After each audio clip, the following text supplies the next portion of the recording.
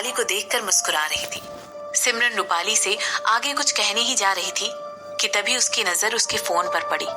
सिमरन का phone vibrate कर रहा था।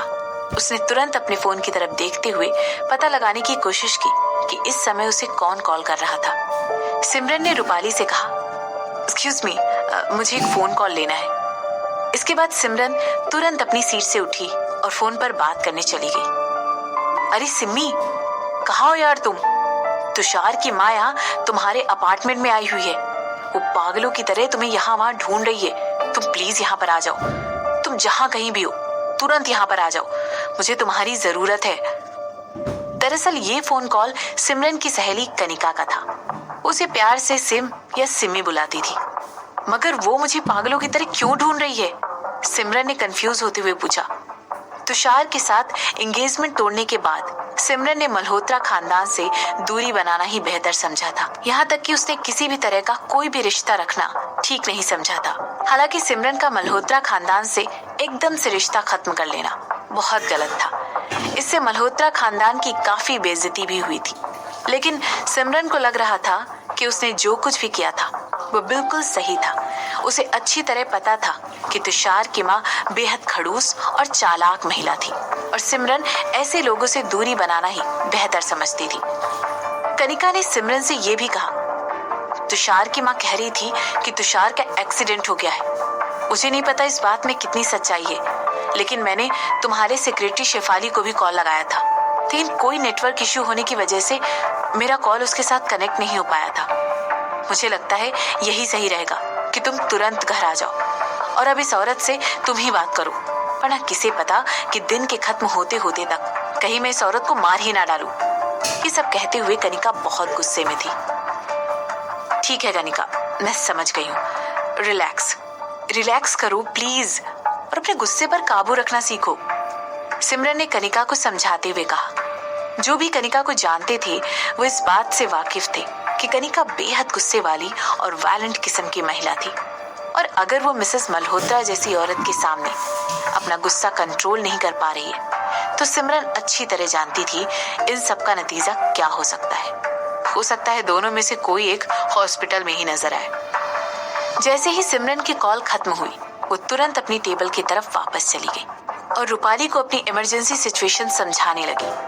मुझे प्लीज माफ कीजिएगा रूपाली, मगर एक इमरजेंसी आ गई है और मुझे तुरंत यहाँ से निकलना पड़ेगा।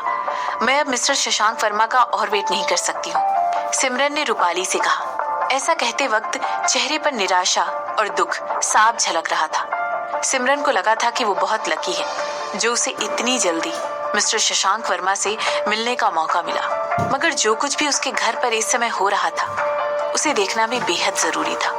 सिमरन इस इमरजेंसी सिचुएशन को जल्द से जल्द हैंडल करना चाहती थी। जितना सिमरन कनिका को पहचानती थी उसे पता था कि कनिका अपनी किसी भी दोस्त के खिलाफ कुछ भी नहीं सुन सकती थी।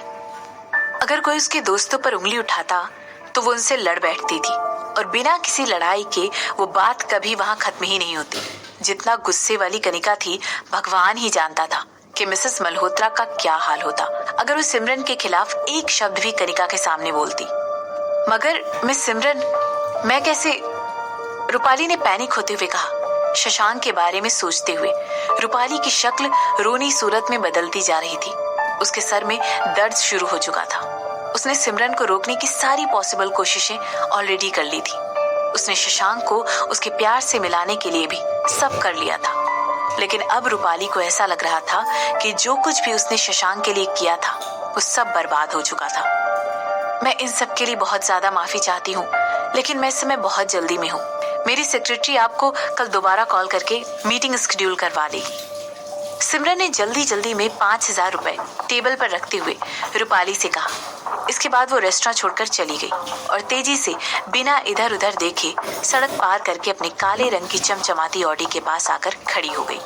पूरे टाइम सिमरन के दिमाग में बस यही चल रहा था कि जब तक वो अपने अपार्टमेंट तक पहुंचे मिसेस मल्होत्रा उसे जिंदा मिले। जैसे ही वो अपनी ऑडी के पास पहुंची वहां पर एक हट्टा कट्टा आदमी ब्लैक कलर का सूट पहने सिमरन का इंतजार कर रहा था। वो सिमरन की गाड़ी पर टेक कर खड़ा हुआ था और उसके हाथ में एक जलती हुई सिगरेट भी थी। उसे देखकर सिमरन बहुत चौंक गई। वो आदमी सिमरन की तरफ घूरने लगा और और ये उम्मीद करने लगा कि सिमरन उससे कुछ बोलेगी। वो आदमी काफी लंबा था और सड़क पर लगी स्ट्रीट लाइट्स इतनी डिम थी कि सिमरन ठीक से उस आदमी का चेहरा नहीं देख पा रही थी। क्या तुम मेरे नए ड्राइवर हो? सिमरन ने उस आदमी से पूछा।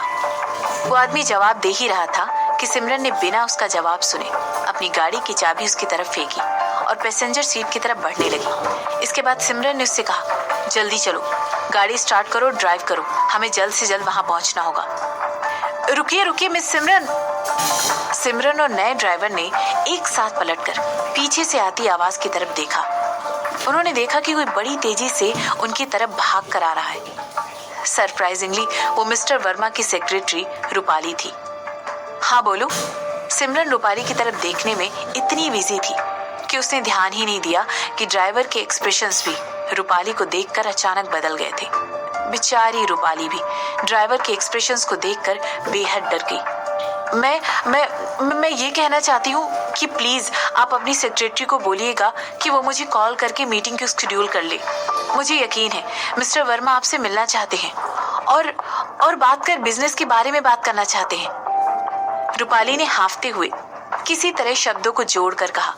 रूपाली की आवाज से ऐसा लग रहा था कि वो कहने कुछ और आई थी और कह कुछ और रही थी। अपनी बात खत्म करने के बाद रूपाली बिना समय गंवाए वहां से बिजली की तेजी से गायब हो गई। रूपाली मौके की नजाकत को पूरी तरह समझ चुकी थी। रूपाली मुड़कर दूसरी तरफ जा तो रही थी, लेकिन उसे अच्छी तरह पता था कि इस समय शशांक उस पर अपनी तीखी नजरों से वार कर रहा होगा। हालांकि रूपाली ने कार की तरफ पीठ की हुई थी, फिर भी उसे शशांक के इरादे साफ नजर आ रहे थे। जहां तक रूपाली को समझ में आ रहा था, ये तो साफ था कि सिमरन गलती से मिस्टर वर्मा यानी शशांक को अपना ड्राइवर समझ रही थी। लेकिन जिस तरह मिस्टर वर्मा रूपाली की तरफ घूर रहे थे, उससे भी साफ पता चल रहा था कि वो नहीं चाहते थे कि रूपाली सिमरन की गलती को ठीक करे। आखिर मिस्टर वर्मा मिस सिमरन के ड्राइवर बनने का नाटक क्यों कर रहे थे? क्या अब उनका प्लान अपने करियर को एक नया मोड़ देकर मिस सिमरन का ड्राइवर बनने का था? रूपाली के अंदर जरा भी हिम्मत नहीं थी कि वो सिमरन के सामने अपने बॉस मिस्टर वर्मा की सच्चाई बताए और उनका भांडा फोड़ दे।